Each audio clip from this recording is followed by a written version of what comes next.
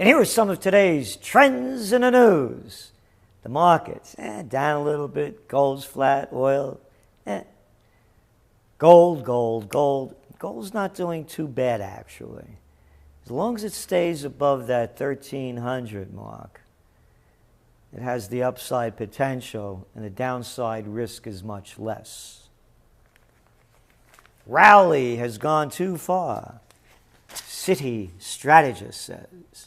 City strategist. Me, I'm just a regular guy, Investors are getting a little too comfortable these days with unspectacular earnings and weak economic growth, suggesting to one otherwise bullish Wall Street analyst that some pain is ahead. Oh, it's so nice. It's so nice when a Wall Street analyst changes their mind. Tobias Lekovich, a chief U.S. equity strategist at Citigroup, says he thinks the market is relying too much on unreliable consumer confidence surveys that can be volatile and bad indicators of actual spending. Though normally bullish, he worries that investors are not paying enough attention to the economic slowdown in Europe, where he said the numbers suggesting stall speed in the economy are treated as strangely reassuring.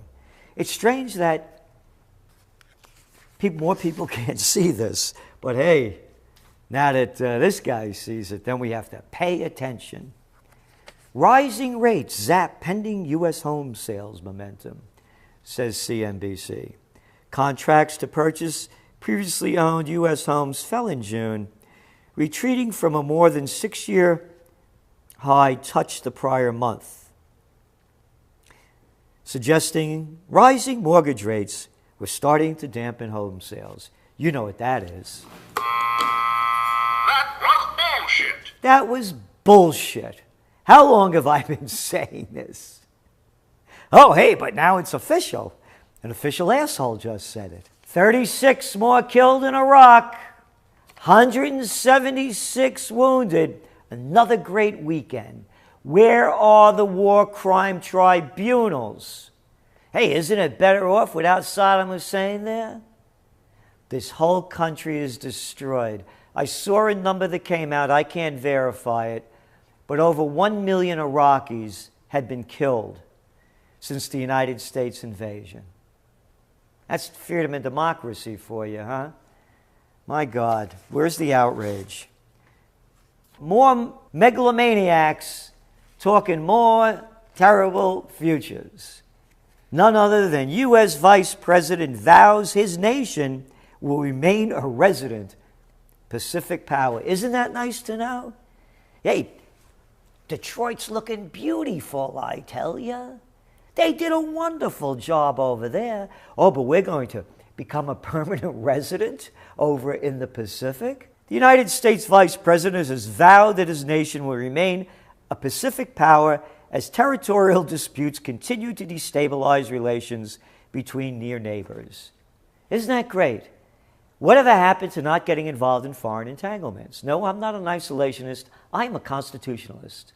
I believe in what this country was founded on, and that's why so many people came here. But we're losing those great things, so maybe you like it in Slavelandia, and you like sending your money to the military-industrial complex as our nation is declining. And this Detroit thing is the biggest bunch of bullshit that I've heard in many, many years in the financial sector.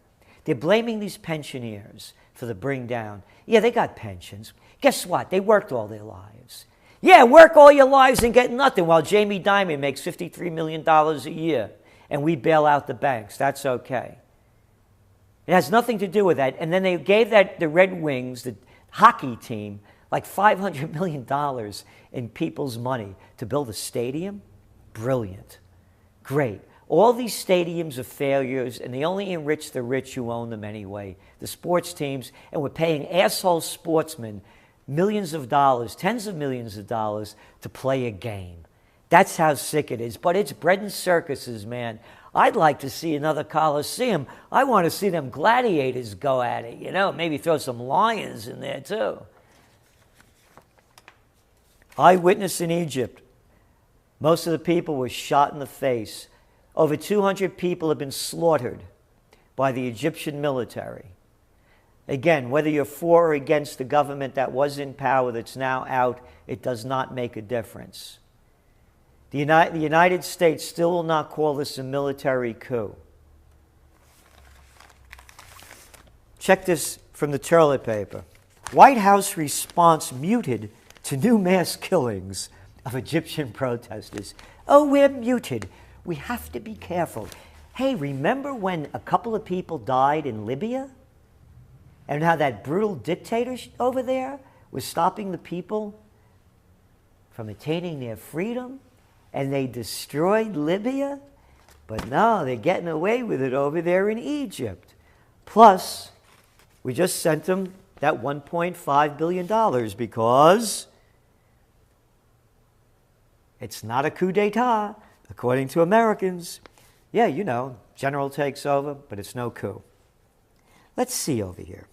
Spokesman for the State Department and the White House National Security Council declined to comment on Sunday about this being a coup. In a statement on Saturday, Secretary of State John Ketchup King, he married the chick who owns the ketchup fortune with Heinz, called the violence a pivotal moment for Egypt. Oh, no kidding. Really? Wow, blow me away. So that's it on Egypt. Not too good. Not too good. It's a civil war. Period, paragraph. Read, go back to your trend alert. In February of 2011, I wrote it. Here comes the new boss, same as the old boss. The military never left. And the military's in control in a country near you, just like the USSA. Tear gas fired at Tunisian protesters. Fourth day of protests in Tunisia against the Islamic governments. Now here's something very interesting. Both in Egypt and Tunisia, the secularists that overthrew the ruling parties did it on their own without the Islamists. And as soon as they gained power, the Islamists moved in. Yeah. Kind of a little shady deal there. Massive jailbreak near Libya's Benghazi. Oh, yeah, Benghazi. I remember seeing all those CNN prostitutes. Weed them in, this guy, that guy. Oh, in Benghazi, when the revolution was starting in Libya, this was the new free city. The place is in total collapse. But you don't see it on the prostitute news. No. And they're going to take you to war again. They're going to take you to war again. Israel and Palestinians set to resume peace talks. U.S. announces. Celente announces more bullshit. There never have been peace talks. All they are stealing land talks. And how much more land could Israel steal? I'm asking everyone to speak out, do something against this latest atrocity committed by Israel of taking ancient tribal lands away from the Bedouins. And you know what the excuse is? They don't have a deed. Hey, now wait a minute. These people have been there for thousands of years. Yeah, but we didn't give them a deed to their land. Hey, Israel, who gave you your deed? All that other land that you stole. Yeah, since they gave you the state over there in 1948. Where'd you get those deeds from? You're making up the deeds. That's no excuse. And then you know what they're going to do? They're going to put them in barriers. Sound like a concentration camp to you? Hey, history's repeating itself, isn't it? Stop the death of the Bedouins. It's one of the last tribes left. An ancient tribe that still lives in the ancient ways. It's being destroyed now by Israel, and no one's talking about it. Hey, Samantha Powers, you know, yeah, the one with the fat mouth that's always coming out against the atrocities being committed by other countries. How come you have lockjaw, sweetheart? Oh, that long hair got in your way? Activists are feeling squeezed in Gulf kingdoms. Oh, yes, our allies, those nice kingdoms, yeah. Here we are in the 21st century, and our friends are the kings. Yeah, look what they did with the little garçon, the royal garçon they just had. Everybody loves a king and a prince. The people should be ashamed of themselves. On Thursday, the influential Saudi cleric Salman al-Odeh said the government had informed him that his TV talk show, You Have Rights, would be banned. You have no rights. You've got guts. That's what you've got, man. Sheikh Odeh, the most popular cleric among the kingdom's moderates in March, wrote an open letter urging the country's security service to ease their line on dissent. It is dangerous to restrict people to the point that they feel they have nothing more to lose, says the sheikh. Hey, he stole one of my lines, right? They have nothing more to lose.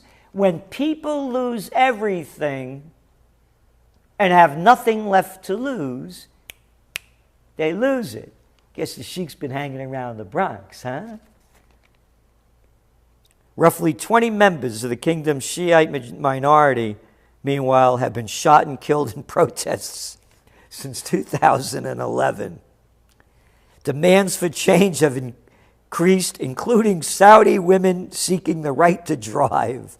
I say don't let them women's behind the wheel. They can't drive. They'll only drive you crazy. Keep them off the roads, the Saudi prince says. I love this one. On July 10th, Saudi King Abdullah delivered a stern speech marking the Islamic holy month of Ramadan, in which he warned that Saudi Arabia, quote, will not allow religion to be exploited by extremists. Now check it out. Here's where it really gets good. Quote, we will not accept anyone in our country and in any circumstances to join political parties which have nothing to do with God and which only lead to conflict and failure. Isn't it nice to know, man, that the cat got the right connection to God? Only they know who God is, how God should be addressed.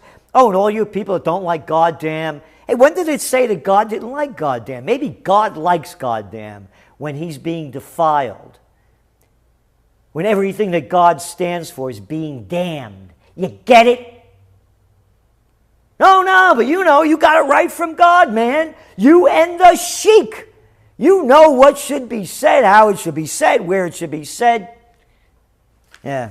And finally, it's America. It's America. Embattled mayor seeks therapy.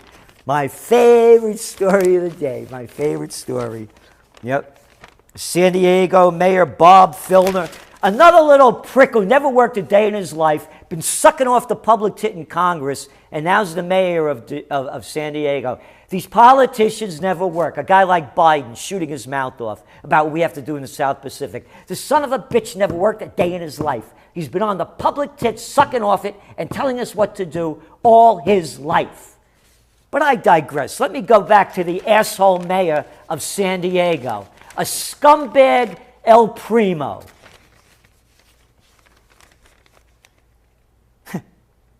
San Diego Mayor Bob Filner said he would enter a clinic for 2 weeks of, quote, intensive therapy, end quote, ignoring escalating calls for his resignation after 7 women publicly accused him of sexually harassing them. How could you get away with this crap? I love it. I'm going into intensive therapy for 2 weeks. Oh, yeah, great, man. You should go into an insane asylum for the rest of your life, and the prostitute should go along there with him, because this son of a bitch will get a free ride, just like the rest. And here's another one. Ethics panel probing 4 House members. Yeah, is he probing? I thought the embattled mayor was doing the probing, man. The whole system is corrupt. Society is breaking down. The fish rots from the head down. This is Gerald Celente, and that's some of today's trends in the news.